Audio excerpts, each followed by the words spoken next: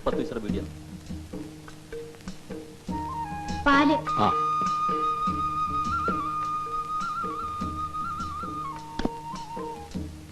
അമ്മേ,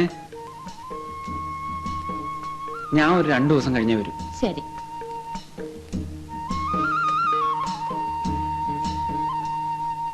എടാ, തന്ത എന്ന് പറയുന്ന ഒരുത്തനോട് നിപ്പുണ്ട്. ആ, ഞാൻ പോവാ. ജയോ, വിപ്ലവം ഇപ്പൊ പഴയ പോലെ തോക്കിൻ കുഴലിലൂടെ ഒന്നും വരുന്നില്ല അല്ലയോ? കുഴൽ അടഞ്ഞുപോയോ? അടഞ്ഞ കുഴല് ഞങ്ങൾ തുറന്നോളാം. ആ, തുറക്കും. ഇവനെയൊക്കെ പഠിപ്പിക്കാൻ വിട്ട എന്നെ തൊഴിക്കണം. അവൻ ഗിരിവർഗക്കാരെ ഉത്തരിക്കാൻ നടക്കുക. വീട്ടിൽ കഞ്ഞി വെച്ചോ ഇല്ലൊന്നും അവനറിയണ്ട.